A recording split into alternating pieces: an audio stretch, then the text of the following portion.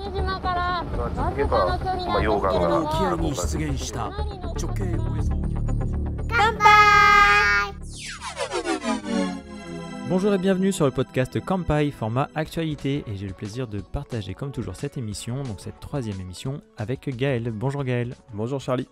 Donc c'est notre troisième épisode sur les news du Japon. Donc l'idée principale de ce podcast, c'est de vous sélectionner et de vous partager les infos liées au Japon qui sont tombées ce mois-ci. Et donc pour cette capsule, on va aborder différentes thématiques comme toujours, avec un zoom évidemment sur le tremblement de terre du début d'année. Puis on ira sur des choses un peu plus légères peut-être, culinaires notamment, ou l'actu ciné, l'actu sur l'immobilier et autres faits divers. Et en fin de podcast, on vous donne le programme aussi à venir chez Kampai. À l'heure où nous enregistrons ce podcast, comme je vous l'ai dit, on est en janvier 2024 et donc il est encore temps pour nous de vous souhaiter de nouveau la belle et heureuse année 2024. Une année lancée sous le signe du dragon, puisque en effet, si le calendrier japonais suit le calendrier grégorien que nous utilisons également ici en Europe par exemple, en tout cas en France, c'est l'horoscope chinois qui illustre les années qui passent au Japon. Et donc Gaël, est-ce que tu sais pour l'année prochaine quel sera l'animal visé? Je vois ta tête. Oui, alors cette année c'est le dragon, l'année prochaine c'est le serpent. Oh là là, qui est fort. Un enchaînement d'animaux, donc cheval, mouton, singe, coq, chien, cochon, rat, buffle, tigre, lapin, et on par revient contre, je au m'attendais pas dragon. Est-ce que tu les enchaînes comme Je ça? les ai sous les yeux. Je ne connais pas par cœur. Donc quelques traditions ont été évidemment respectées pour ce début d'année par les Japonais, donc comme par exemple voir le premier lever du soleil, boire le premier saké aux alentours de 9h, faire du cerf-volant par exemple, ou en tout cas pratiquer le cerf-volant, et on peut également faire sa première visite au temple. Et donc ça a un nom, Gaël? Oui, c'est le Hatsumode. Il y a pas mal de traditions comme ça du Nouvel An, alors ça se perd un petit peu, mais quand même la visite au temple, au sanctuaire, c'est quelque chose qui est très important au Japon. Et ça fera un lien, si on peut trouver du lien là-dedans, avec le sujet d'après. On avait supposé que du coup l'empereur ferait ses vœux le 2 janvier, et donc ça a été annulé pour cause de séisme au Japon. Donc ça, c'est notre prochaine actu. Oui, alors l'empereur donne ses vœux au public 2 fois par an.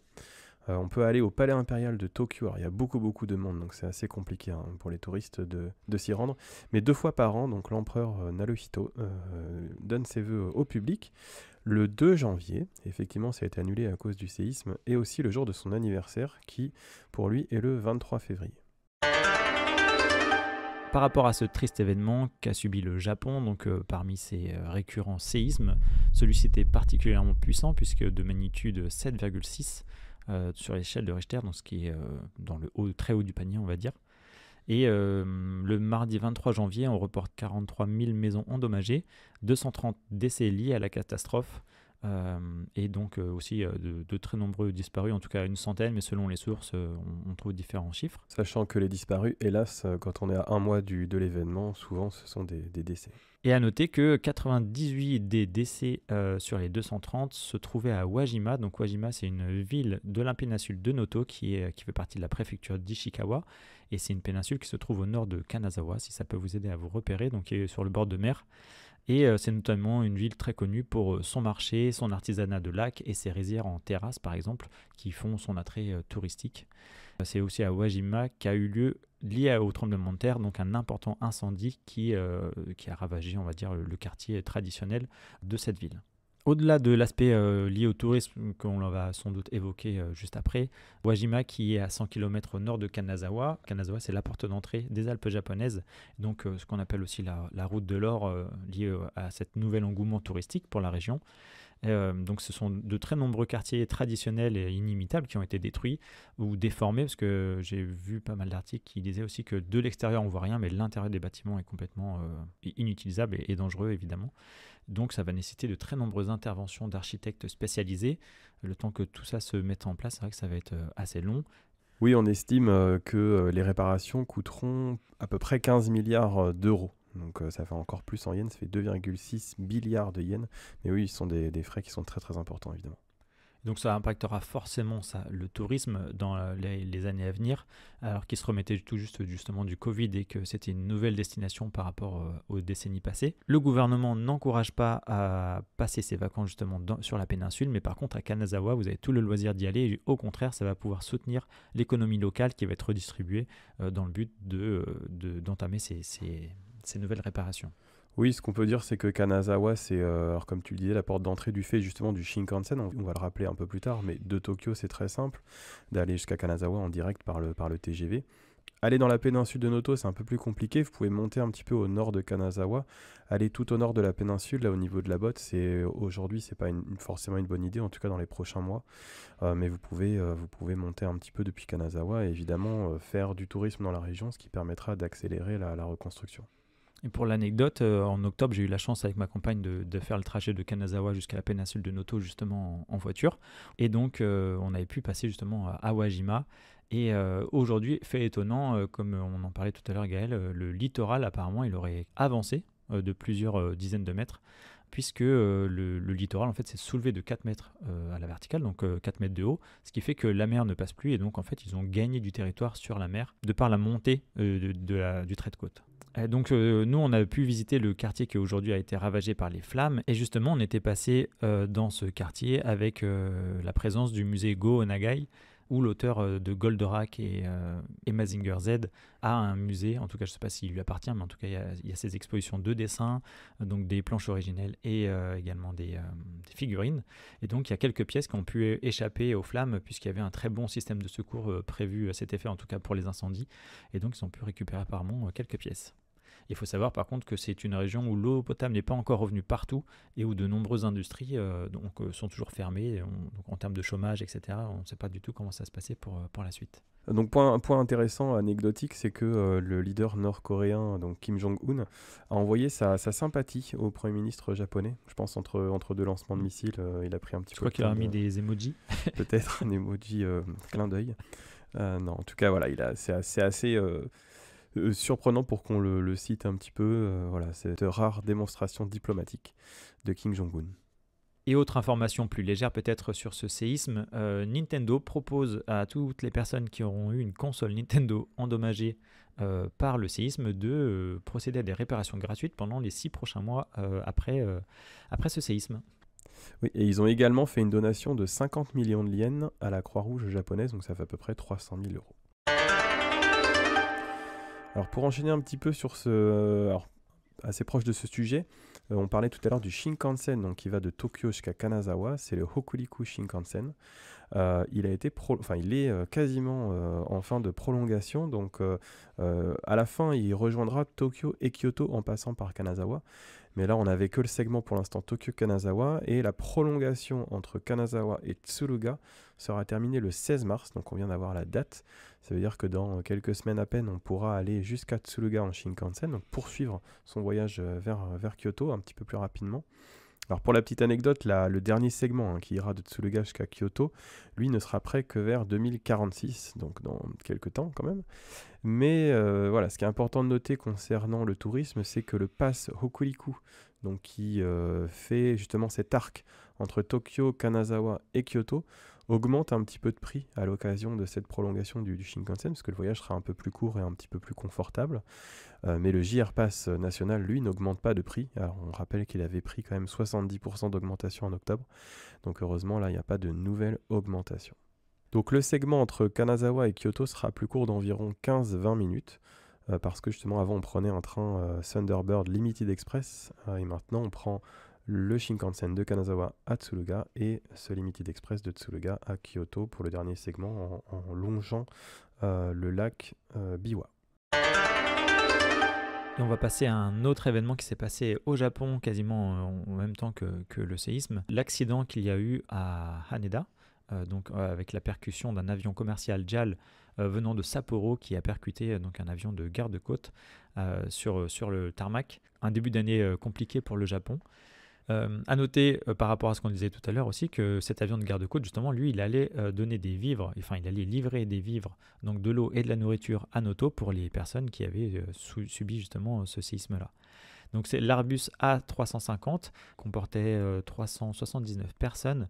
Il y a eu une quinzaine de blessés légers, aucun blessé grave. Cependant sur les 6 personnes qui étaient à bord de l'avion de garde-côte, il y a quand même eu 5 décès. Donc là, la percussion, elle a eu lieu sur le tarmac. Comme je disais, en fait, c'est que la tour de contrôle, elle a bien validé le fait que l'avion commercial pouvait atterrir. Et 40 secondes plus tôt, l'avion de garde-côte était lui stationné sur la piste. Donc il y a eu percussion malheureusement. Et donc ça a nécessité, pour l'avion commercial en tout cas, une intervention. Donc l'évacuation a duré 18 minutes. Donc c'était 18 minutes évidemment de terreur, puisqu'il y avait le feu sur le réacteur gauche, il me semble, avec la fumée qui rentrait dans l'avion, etc. Donc il y a évidemment des vidéos qui ont tourné sur le net là-dessus. Au total, ce sont 8h30 qu'il a fallu pour maîtriser totalement l'incendie. Quasi plus de 1200 vols ont été annulés. Donc ça fait énormément de frais pour l'assurance de JAL. 100 millions d'euros. Ouais, la petite... c'est pas Carglass quoi. C'est plus gros qu'une pièce de 2 euros l'impact. Voilà, c'est ça. Carglass, lui ne l'aurait pas fait, je pense. Donc, au total, sur les vols annulés, en tout cas, ce sont aussi 200 000 passagers qui ont été impactés par l'événement. Et en plus de ça, il a fallu évidemment des réparations sur la piste endommagée par le contact des avions. Ce qu'on peut noter, je pense, c'est l'efficacité japonaise. Alors évidemment, bien au-delà du drame. Mais voilà, tu disais plus de 1000 vols annulés, 200 000 personnes touchées, un tarmac, donc une piste entière qui était immobilisée. Et là, ce qu'on peut noter, c'est la capacité des Japonais à vraiment corriger, en tout cas réparer tout le problème, faire en sorte de gérer en fait les retards, les changements de vol, les changements de piste, etc. Et puis à réparer la piste pour remettre les choses dans le bon ordre très rapidement. Ça, c'est quelque chose qu'on peut noter et qui aurait sans doute pris beaucoup plus de temps en dehors du Japon. Après, ce qu'on peut dire, c'est que c'est un accident, alors qui est terrible évidemment, mais qui est très très rare. Et évidemment, les aéroports japonais sont connus pour être les plus efficaces au monde. Donc il ne faut surtout pas s'inquiéter de ça au moment de prendre l'avion. Et désormais, on va attaquer 3 faits divers, en commençant par exemple par un condamné à mort au Japon. Ce condamné à mort, il s'appelle Shinji Aoba. Il a été déclaré coupable d'avoir mis le feu volontairement à un studio d'animation, qui est le studio de Kyoto Animation. Oui, connu pour... alors, c'est pas un studio parmi les plus connus au Japon, mais il a quand même fait des animés assez connus, tels que Full Metal Panic, ou Haruhi Suzumiya, ou Lucky Star. Alors, c'est des animés assez dans un style un peu particulier, mais en tout cas, c'est un studio qui avait ses fans, oui. C'est une news notable pour plusieurs choses, notamment du fait que déjà cet acte criminel, donc qui était vraiment volontaire, qui s'est passé le 18 juillet 2019 à Kyoto, donc, a fait 36 morts et quelques 30 blessés. Donc c'est l'acte criminel qui a fait le plus de morts au Japon ces dernières décennies. Donc c'est quelque chose qui a marqué la société japonaise, mine de rien. Et aussi pour vous rappeler que donc, la peine de mort, c'est une peine capitale qui est toujours en cours aux États-Unis et au Japon, par exemple, et dans quelques autres pays. Et donc celle-ci se fait par pendaison au Japon. Donc aujourd'hui, il y a à peu près 100 condamnés qui sont dans le couloir de la mort et qui attendent d'être jugés une dernière fois, on va dire. Et donc la dernière exécution, elle avait eu lieu en 2022. Je ne pensais pas qu'autant de gens allaient mourir et je pense maintenant que je suis allé trop loin. Donc, fin de citation. Et donc, tout ça pour vous dire que les motifs de cet homme sont les suivants. En fait, il voulait se venger apparemment du studio parce qu'il était persuadé que ce studio lui avait volé une idée de scénario. Donc, il y allait avec des bidons d'essence, etc. Donc, triste histoire, mais donc ce monsieur a été condamné. Ça a été validé en janvier. Et autre news de ce type-là, après 50 ans de cavale, le Japon a retrouvé un terroriste de l'ultra-gauche, un ancien activiste de la cellule Scorpion, Sasori, qui s'appelait Satoshi Kirishima. Et donc, spoiler, il est décédé il y a quelques jours seulement, après avoir été retrouvé dans un hôpital près de Tokyo. Est-ce que Gaël, tu peux nous parler, avant que je détaille un peu plus, la manière dont les Japonais, par exemple, mettent un peu à l'affiche les voleurs ou les personnes qui sont incriminées? Oui, alors vous avez un petit peu comme les combini, donc les supérettes de quartier, vous avez beaucoup de koban, donc c'est des petits postes de police de quartier qu'on trouve un petit peu partout dans les villes, un petit peu moins dans les campagnes, mais devant en fait ces koban, qui sont parfois assez discrets ou alors tout petits, c'est parfois juste une pièce, vous avez un tableau avec les personnes qui sont recherchées. Donc il y a des photos des gens qui sont recherchés, et alors celui-ci était assez amusant entre guillemets, parce que ça faisait 50 ans qu'il était affiché devant un grand nombre de koban au Japon, donc on dit parfois que c'est le visage le plus connu du Japon. En plus, c'était une photo où la personne était assez souriante, voilà, elle ressemblait presque à Miyazaki jeune, d'ailleurs, c'est assez amusant. Mais voilà, en l'occurrence, ils l'ont retrouvé, ils vont pouvoir enlever l'affiche, mais après, je te laisse raconter la suite de l'histoire, parce que c'est rocambolesque en quelques jours, les évolutions. Oui, ça allait vite, parce qu'en fait, c'est un monsieur, donc 50 ans après, hein, il était plus âgé, évidemment, Il a été hospitalisé sous une fausse identité suite à un cancer de l'estomac qui était en phase terminale. Et en fait, c'est lui qui a commencé à en parler au personnel de l'hôpital, puis après il a eu le temps d'en parler à la police de vive voix, puisqu'en fait il aurait souhaité sur sa fin de vie vouloir faire face à la mort sous son vrai nom. Et donc ça a été volontaire de sa part, puisqu'il a admis donc que ses passages à l'acte et tout ce qu'il avait fait en fait sous une fausse identité depuis en fait, puisqu'on ne l'a pas retrouvé. Et il faisait il travaillait pour des compagnies de construction, donc il était payé en liquide. Et il travaillait en fait très près de Tokyo, puisqu'il restait à Kamakura et Fujisawa. On entend beaucoup que les Japonais disparaissent sans laisser de traces. En fin de compte, oui, ça arrive beaucoup, mais la plupart sont retrouvés assez rapidement ou alors arrêtent leur cavale. En revanche, pour ceux qui le souhaitent, ça existe évidemment, il y en a quand même au Japon. C'est plus simple, je dirais, au Japon, parce que comme tu l'as dit, on peut se faire payer en liquide, ne pas avoir de compte bancaire et en fait avoir une vie assez discrète, ce qui a permis à ce monsieur de continuer sa vie pendant 50 ans. On quitte les faits divers pour aller du côté un peu plus scientifique, puisque le module lunaire lancé par l'agence spatiale japonaise et qui a réussi cet alunissage historique le 20 janvier avait subi une coupure volontaire de l'alimentation. Et donc le contact de ce petit module qui s'appelle SLIM a été repris le 29 janvier. Si l'alunissage a été considéré comme historique, c'est parce qu'en fait il a atterri 55 mètres seulement à côté de la cible initiale. Donc maintenant on est capable de faire des précisions hors normes à très très longue distance. Et donc oui, je disais en fait le contact avait été coupé volontairement, puisqu'en fait le module n'a pas atterri orienté correctement, ce qui fait que pour économiser de la batterie, pour que les panneaux solaires puissent avoir accès à la lumière du soleil, ils ont tout simplement coupé l'alimentation pour la rallumer que quand le soleil était en vue, quoi. Et donc cette opération fait du Japon le 5e pays à avoir su poser sur la Lune du matériel. Donc il y a évidemment l'Inde, la Chine, la Russie, les États-Unis par exemple. Sans transition, dans l'introduction, je vous parlais qu'on aborderait le sujet de l'immobilier. Eh bien, c'est chose faite avec les appartements à Tokyo qui connaissent des prix assez exorbitants, notamment les logements qui ont été construits, on va dire, l'an dernier. Et ça fait depuis la 5e année consécutive que ces prix s'envolent, puisque là, on atteint des appartements qui coûtent plus de 100 millions de yens, donc soit un peu plus de 650 000 euros, avec donc une augmentation de près de 40% par rapport au cours des dernières années. Et ça s'explique pour diverses raisons, et tu pourras compléter Gaël, parce qu'on en avait déjà parlé un peu dans le podcast justement sur le yen, mais principalement du fait qu'il y a moins en moins de place évidemment dans Tokyo. Donc ça va donner la possibilité d'une offre forcément restreinte. Et d'ailleurs, c'est le niveau d'offre le plus bas depuis 30 ans. Et on connaît également le prix des matériaux au niveau international qui augmente sans cesse. Et aussi un contexte où les prêts pour les logements sont à très faible taux. Et ça, c'est grâce à des opérations d'assouplissement de la part de la banque japonaise depuis 2013. Alors oui, ça va un peu dans le sens du yen faible en fait. C'est la politique monétaire centrale du Japon qui décide que le yen soit faible et qui fait que les taux directeurs sont faibles également. Ce qui fait que mécaniquement, dans l'immobilier, souvent quand les taux d'emprunt sont bas, le prix de l'immobilier augmente et inversement. Alors ce qui n'est pas toujours le cas chez nous, par exemple, les taux sont très hauts mais le prix de l'immobilier a peu baissé. Au Japon, les taux sont encore très très bas. C'est quelque chose qu'on a du mal à imaginer. Mais oui, comme tu l'as dit, du coup, le prix moyen d'un appartement, alors c'est quand même des appartements généralement qui sont assez haut de gamme, bien fournis, beaucoup de services, etc., avec des matériaux de qualité, mais oui, il faut maintenant débourser en moyenne 650 000 euros pour s'offrir un appartement en plein centre de Tokyo, ce qui a beaucoup augmenté. Ce qui est intéressant de noter aussi, c'est qu'en dehors des 23 arrondissements de Tokyo, en fait les prix baissent, par exemple dans la préfecture de Chiba on voit qu'ils ont baissé de 4%, dans la préfecture de Kanagawa, donc c'est un petit peu plus loin, ils ont baissé de plus de 12%, donc là les appartements sont beaucoup plus raisonnables entre guillemets à l'achat, parce qu'on est plutôt autour de 50-60 millions de yens, donc ce qui fait à peu près 300-400 000 euros. Alors ça reste une très grosse somme évidemment, mais pour la plus grande capitale du monde c'est peut-être un peu plus accessible. En tout cas, voilà, c'était aussi pour l'anecdote pour vous dire que les prix des hôtels que vous payez quand vous allez à Tokyo, il est fonction aussi du prix de l'immobilier qui a beaucoup augmenté. Et tout à l'heure, ça je ne l'ai pas précisé, mais je parlais des appartements qui sont dans les tours justement. En fait, c'est toute la tour quasiment qui appartient à...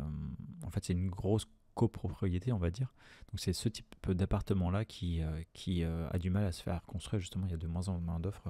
Oui, on voit des programmes en fait qui sortent souvent, on les voit dans les médias en fait, les grandes tours comme ça. Alors nous, on y va sur Kanpai quand c'est ouvert parce que souvent les premiers étages sont consacrés au divertissement. Alors, il y a des restaurants, des cinémas, ce genre de choses, des grands magasins, des zones commerciales. Et puis après, il y a des bureaux dans les étages supérieurs, par exemple du 5e au 15e, il y a des bureaux. Et après, au-dessus, c'est des résidences. Donc c'est de ces appartements-là dont on parlait. Et maintenant, on va aborder le sujet du cinéma. Le cinéma au Japon, puisque le top 10 des films avec les plus importantes recettes pour l'archipel japonais. Donc, parmi les films japonais, on retrouve dans le top 10 un seul film. Tout le reste, ce sont des films d'animation. Et dans ce top 3, on retrouve The First Slam Dunk, donc un film sur le basket qui a pu engendrer 15,74 milliards de yens. Puis en deuxième place, on retrouve Détective Conan avec 13,83 milliards de yens. Et enfin, Le Garçon et le Héron, dont on va parler juste après, avec 8,6 milliards de yens. Je ne l'ai pas précisé, mais dans ce top 10 où on retrouve un seul film, ce film-là est Godzilla, donc un film bien japonais. Godzilla Minus One, qui apparemment est excellent. Je ne l'ai pas vu encore, mais je regarde quelques critiques en ce moment. Et apparemment, la manière dont même la créature est filmée, etc., c'est vraiment quelque chose de nouveau. C'est un nouveau Godzilla, on va dire. Ouais, j'ai très hâte aussi. Mais c'est vrai que le film d'animation marche toujours autant au Japon. D'ailleurs, pour la petite anecdote, ça c'était la liste 2023. Mais en 2022, celui qui était en tête, c'était One Piece Red, qui avait lui quasiment 19 milliards de yens de recettes. Donc on voit que les films d'animation fonctionnent toujours très très bien au Japon. Et concernant les films étrangers, étonnant, mais le film Super Mario Bros n'est pas un film japonais pour le coup. Il est issu de Universal, si je ne me trompe pas, donc les créateurs des Mignons, etc. Beaucoup de Français d'ailleurs dans les animateurs. Oui, le film a engendré 14,02 milliards de yens pour laisser la seconde place à Mission Impossible, donc la partie 1, et en troisième place à Avatar 2, La Voix de l'eau, avec 4,3 milliards de yens. Est-ce que tu sais, Gaël, s'il y a déjà eu un film français qui a eu un certain succès au cinéma japonais ou pas ? Alors on parle toujours de Amélie Poulain, mais ça c'était il y a plus de 20 ans. Après c'est vrai que sinon le cinéma français c'est assez confidentiel au Japon quand même. On peut s'attarder sur Le Garçon et le Héron qui est sorti en fin d'année 2023. Toi qui as rédigé plusieurs articles et qui a écrit un livre sur Hayao Miyazaki, est-ce que tu pourrais nous introduire un petit peu Le Garçon et le Héron ?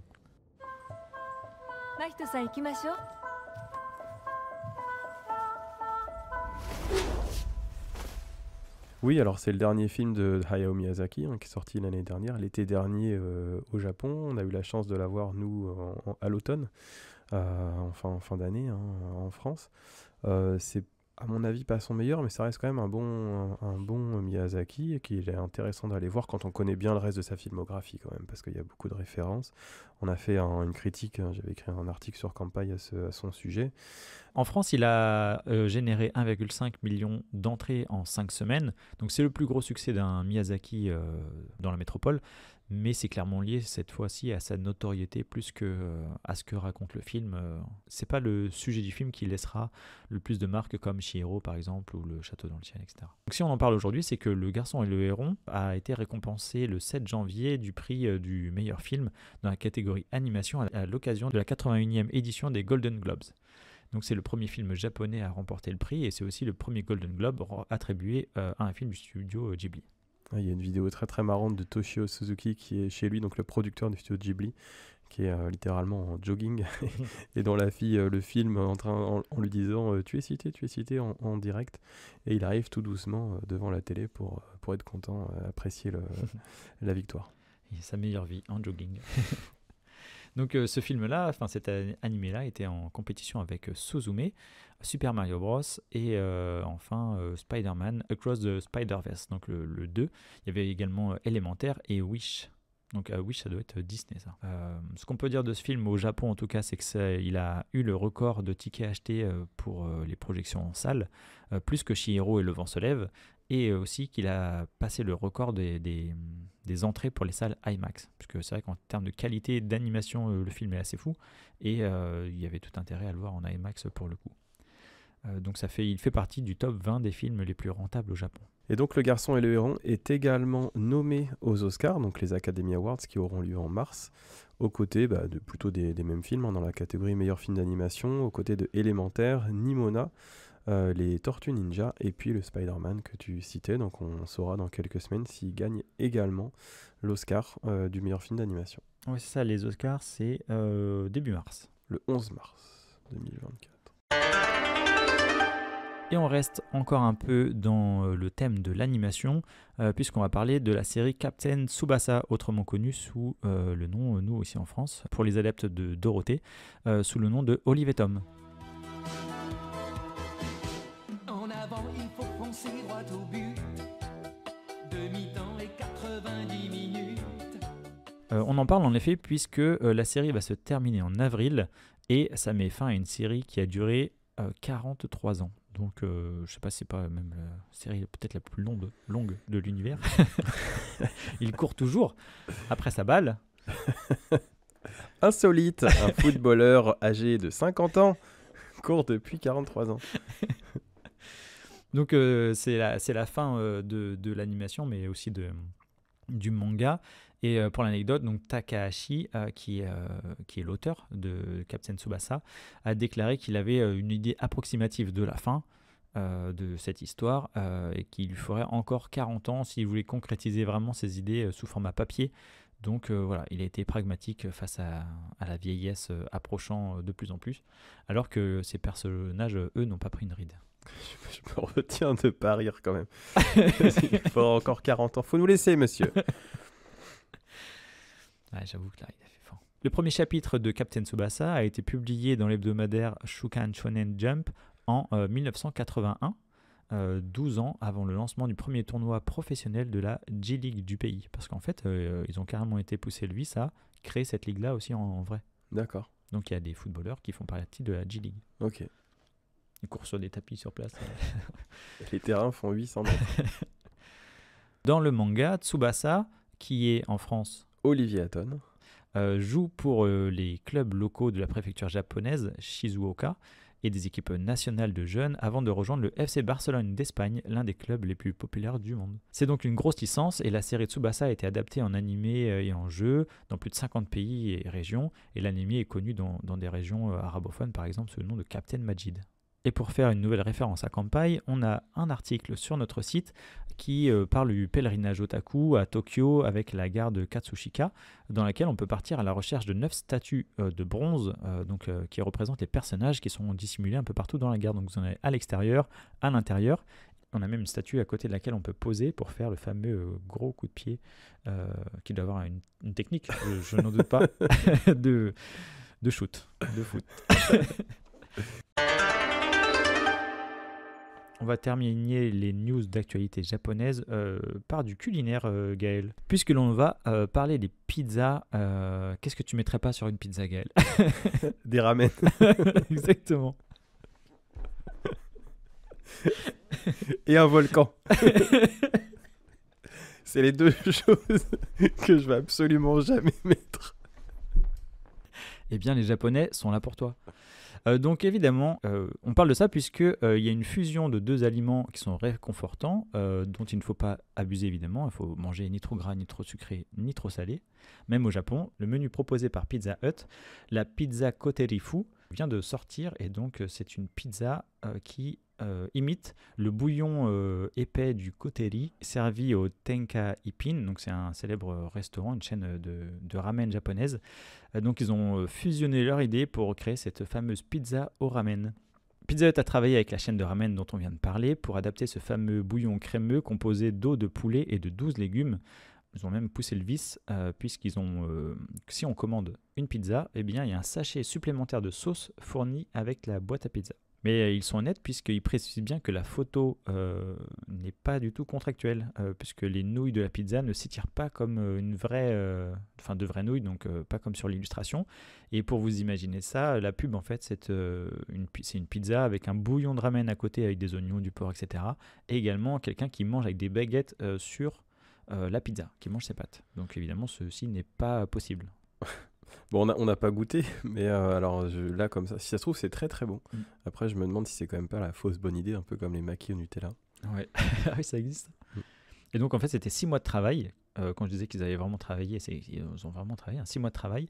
C'est né de l'initiative vidéo TikTok en fait, de la chaîne qui vise à imager leur slogan qui est le suivant: toujours plus que ce que vous ne pouvez imaginer. Donc là, on comprend un peu mieux le délire. Ah, ils ont eu raison là.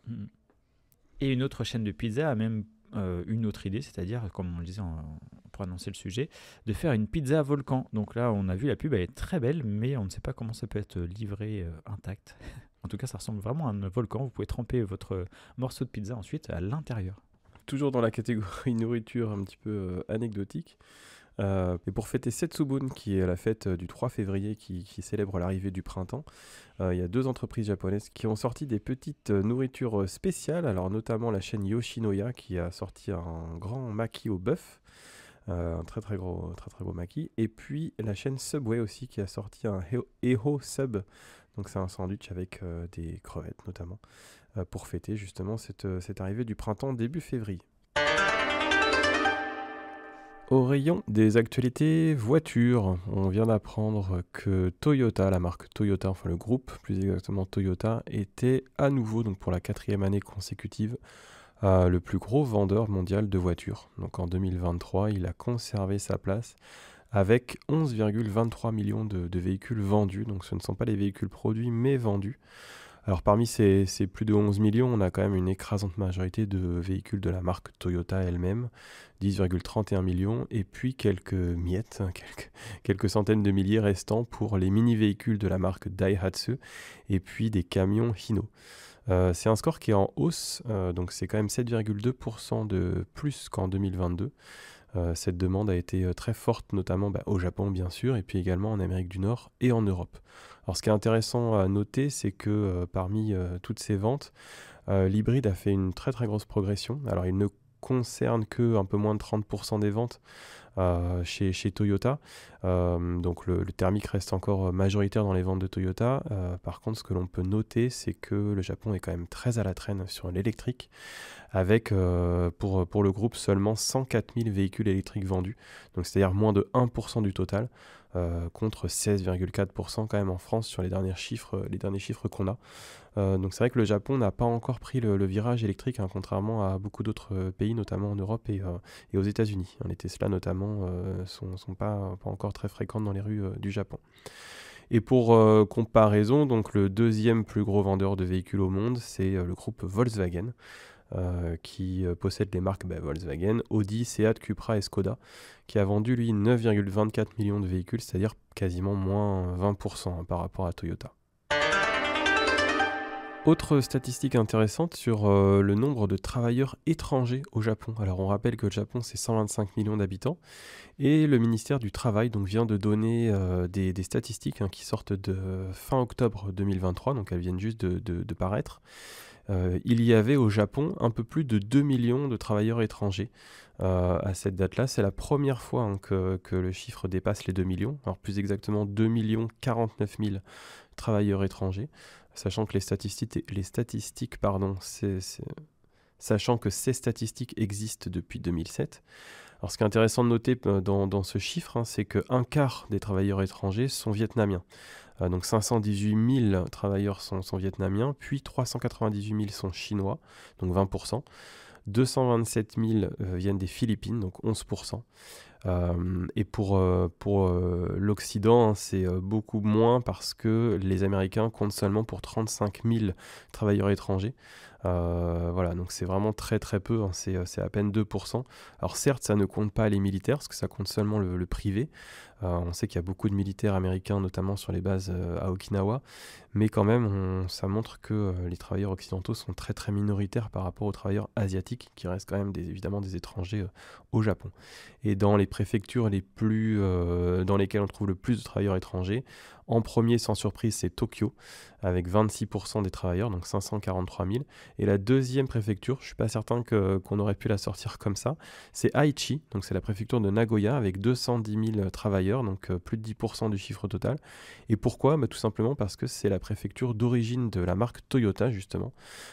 Et c'est là qu'on trouve un certain nombre d'usines. Donc comme beaucoup de travailleurs sont des travailleurs manuels, ils travaillent dans les usines qui viennent de l'étranger, donc ils travaillent dans ces usines-là.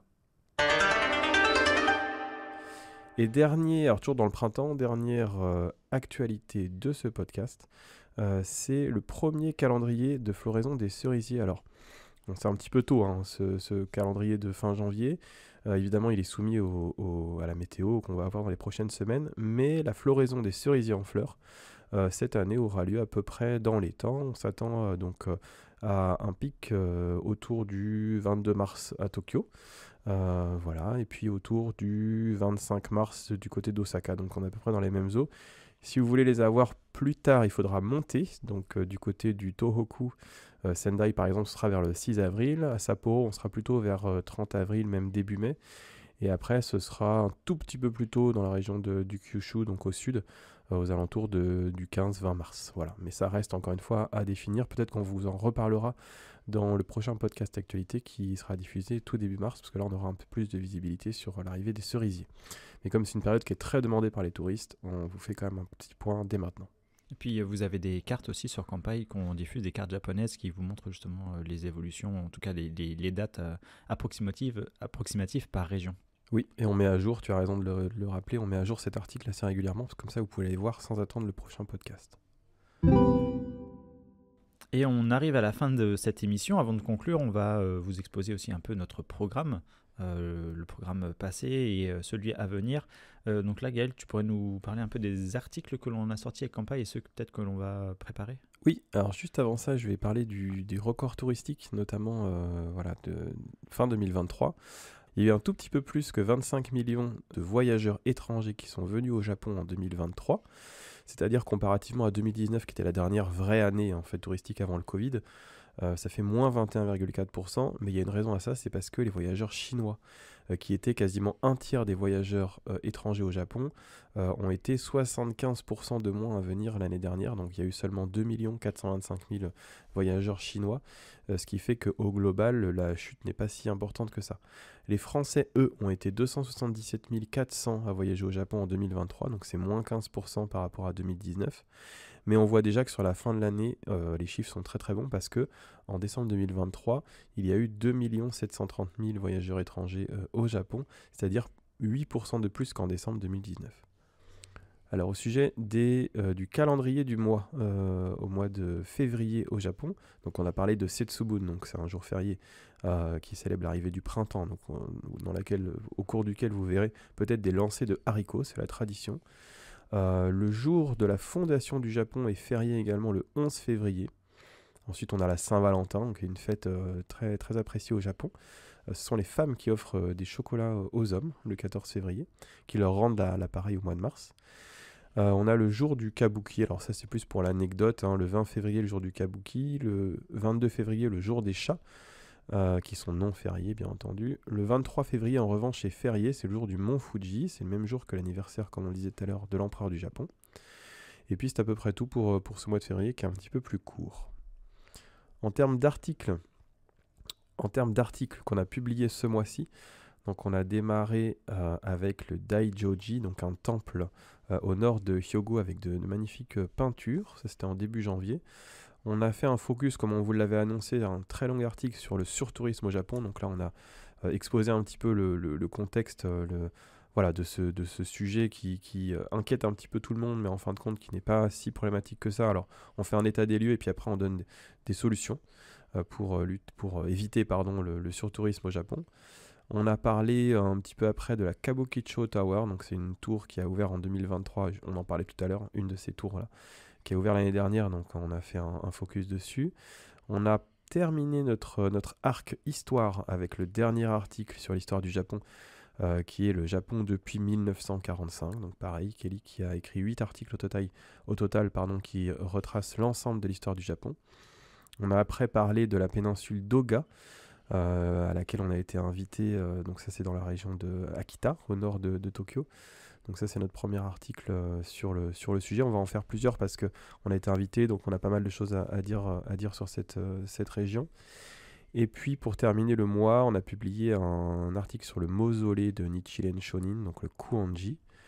Et enfin sur le musée d'art d'Akita, donc une exposition notamment sur le fameux artiste Léonard Fujita. En termes d'articles au mois de février, on va s'attarder notamment sur des hôtels. Alors on va pas tout vous citer non plus, mais On va vous présenter 2 hôtels pour agrandir notre guide des hébergements au Japon. On va parler aussi des Kawazu Sakura, donc ce sont des cerisiers précoces au Japon qui arrivent plus tôt que les fameux cerisiers de fin mars.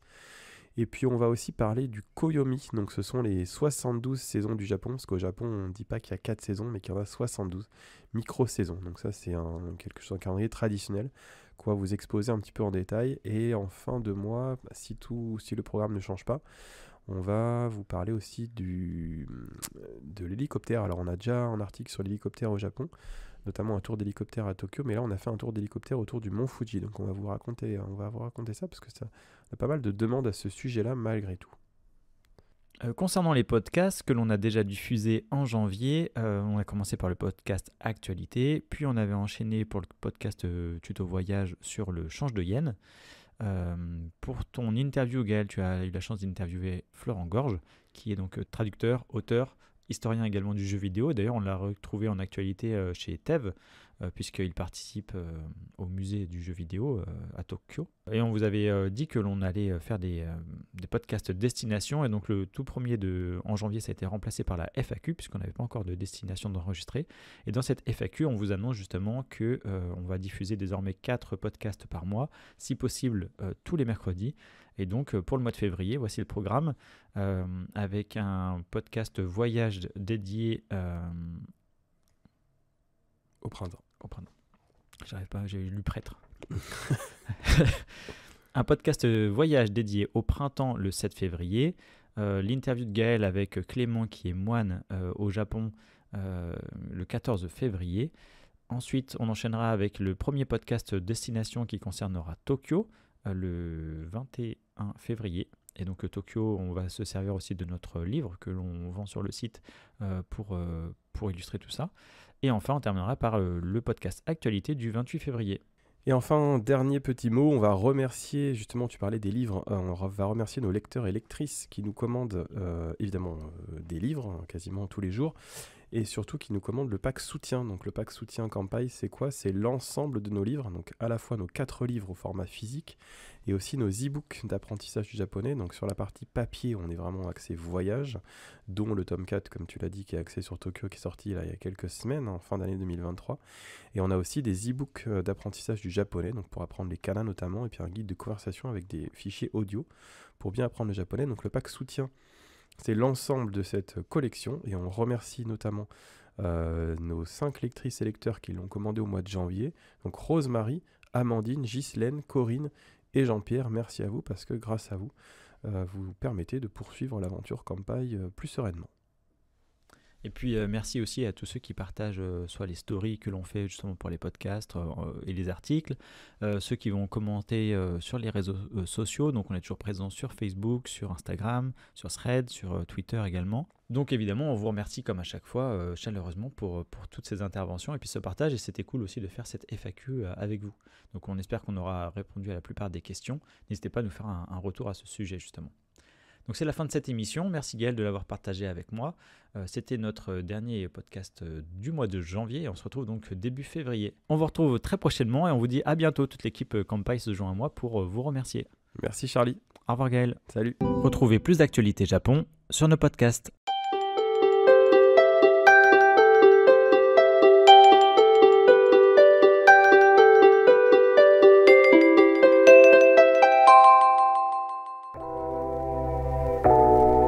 Merci d'avoir écouté cet épisode du podcast Kampai. Nous espérons qu'il vous a plu et que vous en avez appris plus sur le Japon. N'oubliez pas de vous abonner sur votre plateforme de podcast préférée, de nous noter 5 étoiles si vous le souhaitez, et on vous dit à bientôt pour le prochain épisode.